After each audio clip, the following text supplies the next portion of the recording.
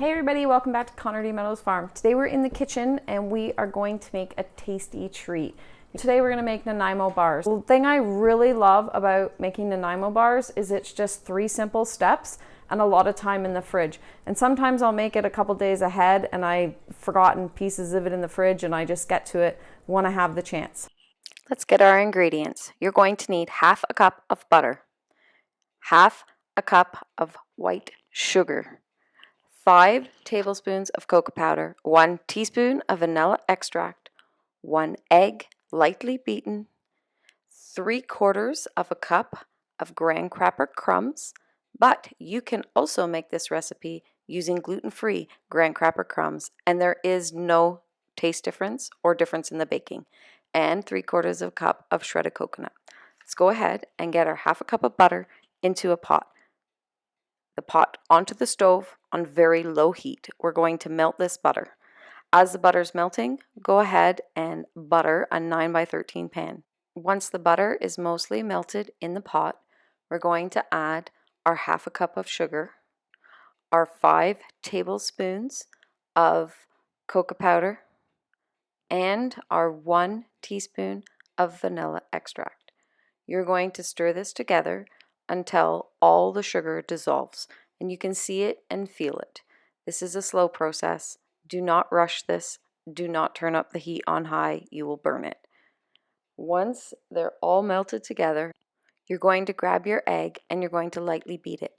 Now you're seeing me use 2 eggs here because my main layers that are bigger eggs have stopped laying, and so I'm using 2 very tiny eggs.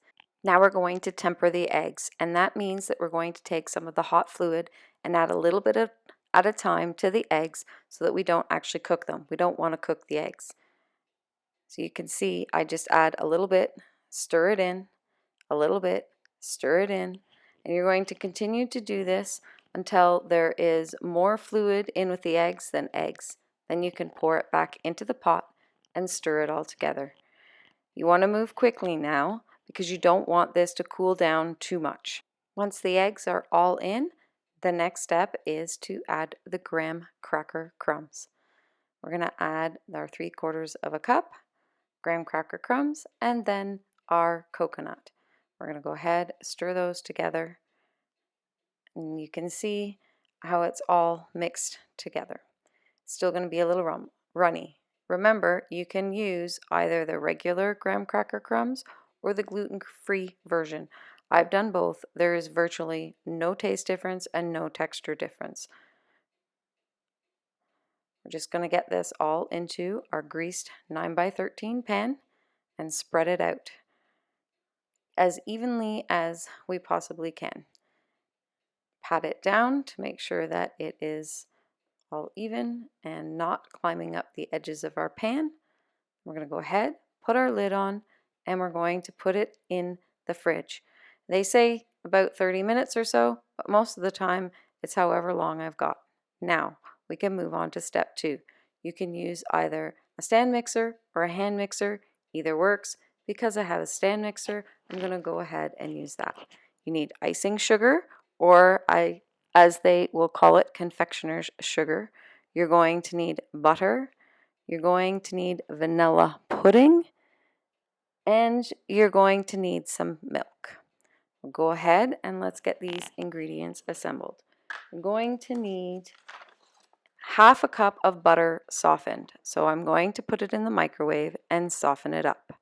Then we're going to add 2 cups of icing sugar or confectioner's sugar, and we're going to put that directly into my stand mixer. I do add a little bit extra here simply because I like there to be a little bit more in the middle than the recipe calls for. We're going to go ahead and add 3 tablespoons of the instant vanilla pudding mix. 1, 2, 3, and there we go. We'll seal it up and we can use it another time. Now our butter's melted. We're going to throw that in, and then the last ingredient that we're going to put in is going to be our milk. You'll see that I do add a little bit more milk than the recipe calls for of the 3 tablespoons simply because I also added more icing sugar. Now, you can use whipping cream in place of milk, and it whips up beautifully. Well, I'm using our raw milk from our cow who has a high cream content, so this whips up very, very thick, and that's just kind of the way we like it. I'm going to scrape it up from the bottom, throw it back on again on low, whip it up to high, and then we're ready to go. I'm going to use my offset knife to spread this. I love using this offset knife. It's the same one most people use for icing cakes. We're going to go ahead, spread that around on a nice layer. You want to cover up all the chocolate on the bottom. Put it back in the fridge for about 30 minutes. Remember I told you how this recipe is really great because you can just put it in the fridge and ignore it? I've actually done the first 2 steps about 2 days ago because we've been really busy. So this is the last step. This is the only one that is kind of a bit of a time constraint in the beginning part. So all you're gonna need for this last step is chocolate chips and butter. Now we like to add a little bit of mint flavoring, but you could also use mint chocolate chips. We're gonna need to use half a cup of semi-sweet chocolate chips. Like I said, in this case, I'm using mint because I really like mint. And we're going to use 2 tablespoons of butter. This recipe will be written out in the description box below.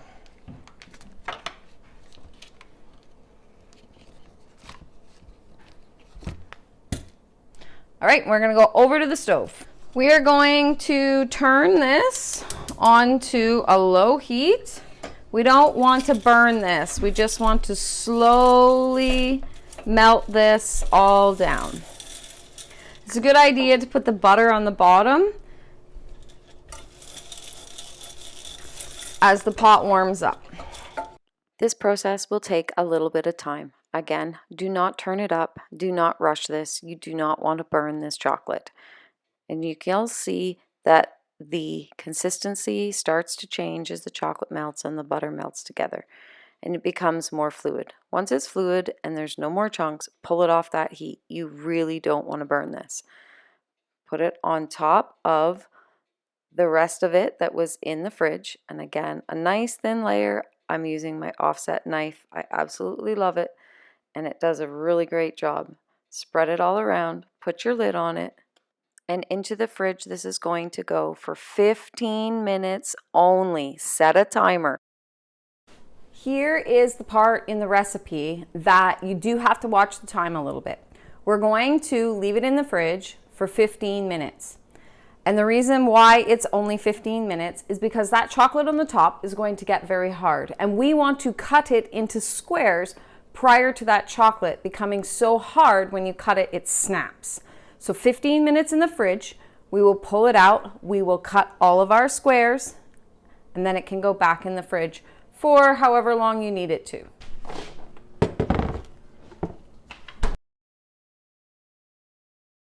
So we're gonna go ahead and cut this. Now, you can see if I touch it, it's still leaving a little bit of an imprint. Perfect. And I can very easily cut this without wrecking the chocolate. The size of the squares you cut is entirely up to you. I like to have them in about 1 or 2 bite sizes.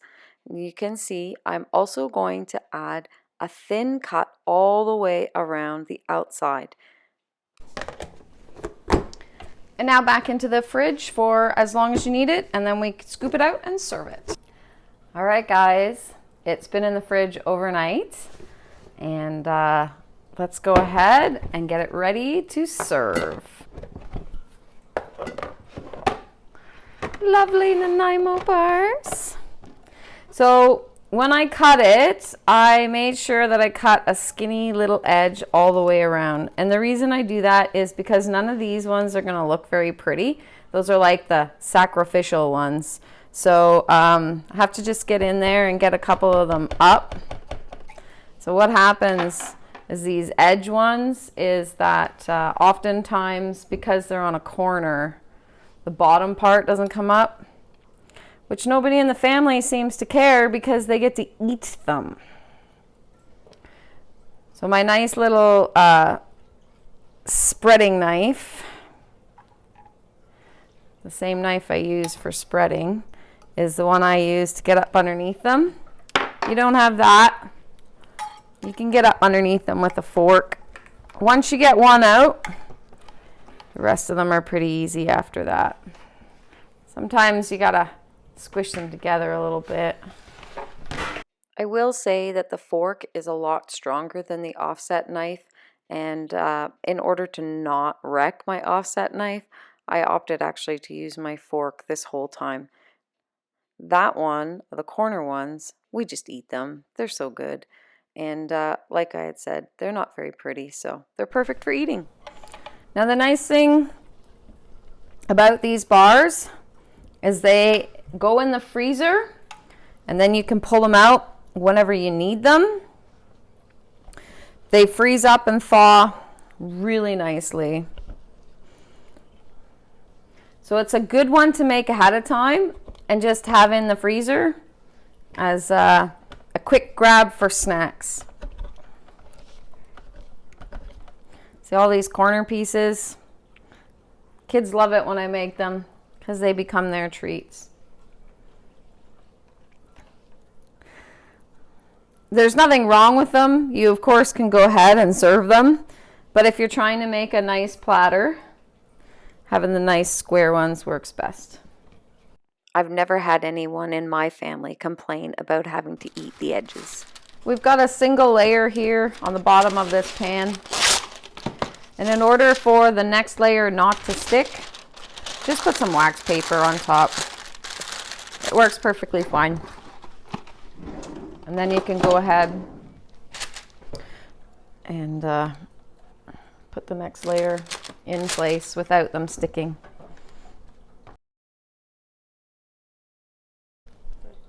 This is the best part of making it, the niggly bits. We get to eat them. That's what this container here is for. All the niggly bits. And who doesn't like to eat the pan after? It's always fun. And that is how you make delicious Nanaimo bars. I'm going to go ahead. I'll put the lid on, I'll put a label on these, and these will go into the freezer until I need them. Thanks for hanging out with us on the farm in the kitchen, and we'll see you next time.